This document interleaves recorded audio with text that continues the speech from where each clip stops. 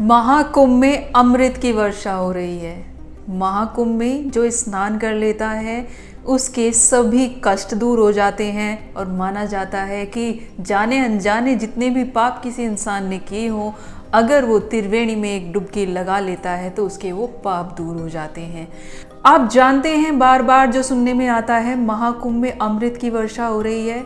महाकुंभ की शुरुआत हुई ही अमृत वर्षा से थी, पर वो अमृत वर्षा तब हुई थी जब भगवान इंद्र को मिला था एक श्राप, और वो श्राप दूर हो सकता था अमृत से। इंद्रदेव वो अमृत अपने लिए चाहते थे, पर जो उन्होंने चाहा था उससे अलग हटकर भी कुछ ऐसा हुआ था जिससे शुरुआत हुई थी कुंभ की। कुंभ के बारे में न जाने आप कितनी रील और वीडियोस आजकल देख रहे हैं, पर क्या आप जानते हैं कुंभ के पीछे की कहानी? चलिए आज जान लेते हैं इस महान संगम की कहानी। माना जाता है कि एक बार दुर्वासा ऋषि कहीं जा रहे थे और रास्ते में उसे भगवान इंद्र मिल जाते हैं। भगवान इंद्र हाथ जोड़कर नतमस्तक होकर दुर्वासा ऋषि को प्रणाम करते हैं। दुर्वासा ऋषि बड़े खुश हो जाते हैं और वो अपने गले से एक माला निकालकर इंद्र देवता को दे देते हैं। जब वो माला इंद्रदेव को देते हैं तो इंद्रदेव उस माला को अपने ऐरावत हाथी के गले में डाल देते हैं। अब हाथी मस्ती में झूमकर उस माला को गले से निकालकर अपने पैरों के तले रोंद देता है। जब दुर्वासा ऋषि ये देखते हैं कि उनकी दी हुई दिव्य माला हाथी अपने पैरों के तले रोंद रहा है, तो वो क्रोध में आ जाते हैं और उस क्रोध में वो आव देखते नहीं, ताव देखते नहीं और सीधा इंद्रदेव को श्राप दे देते हैं। श्राप ऐसा जो इंद्र को निस्सहाय बना देता है, उसकी सारी शक्तियाँ उससे छीन लेता है। दुर्वासा ऋषि इंद्र को श्राप देते हैं कि तुम इसी वक्त अपनी सारी शक्तियों से वंचित हो जाओगे और तुम इंसान से भी दयनीय स्थिति में आ जाओगे। तुम्हारे पास कोई शक्ति नहीं रहेगी, क्योंकि देवताओं में महान इंद्र ही माने जाते थे। अगर इंद्र के पास कोई शक्ति नहीं बचती तो सारे देवता भी निस्सहाय ही बन गए थे। इससे इंद्र बड़े परेशान हो जाते हैं। वो भगवान शिव और ब्रह्मा जी के पास जाते हैं, वहां जाकर सारी कहानी उन्हें कहते हैं।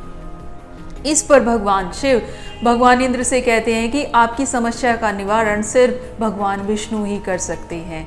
तो इंद्र अब पहुंच जाते हैं विष्णु के पास। जब वो विष्णु के पास पहुंचते हैं तो विष्णु भगवान उन्हें बताते हैं कि उनकी समस्या का एक ही निदान हो सकता है, अब उन्हें अमृत पान करना होगा। इसके लिए अमृत की आवश्यकता होती है। और तभी वो घड़ी आती है जब बताया जाता है कि अमृत के लिए तो समुद्र मंथन करना पड़ेगा। और जब राक्षसों को पता चलता है कि समुद्र मंथन हो रहा है तो वो भी अपना हिस्सा चाहते हैं और समुद्र मंथन की सारी चीज़ें आपस में बंटने लग जाती हैं। जब बारी आती है समुद्र मंथन से अमृत निकलने की, तो राक्षसों को शक हो जाता है कि यहाँ देवता उनके साथ कुछ छल कर रहे हैं।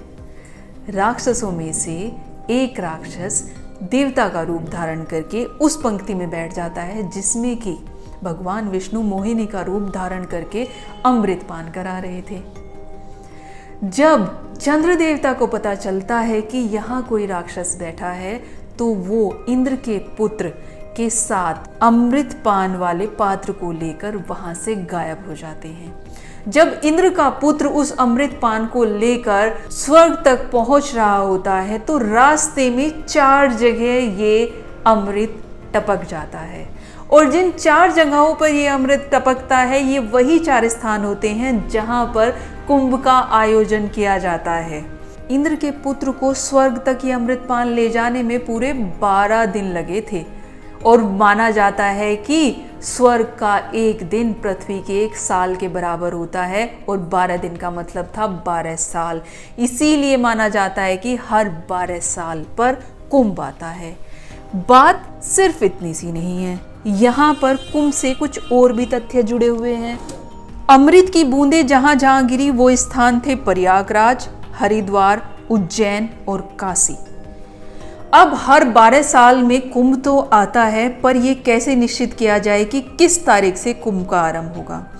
माना जाता है कि जब हरिद्वार में कुंभ होता है तो उस समय चैत मास में जब गुरु शनि कुंभ राशि में और सूर्य मेष राशि में होते हैं तब कुंभ का आयोजन होता है।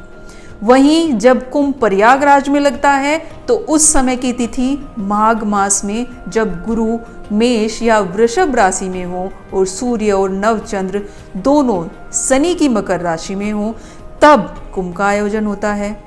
उज्जैन में ये कुंभ तब लगता है जब चैत मास में गुरु जब सिंह राशि में हो और सूर्य जब मेष राशि में हो।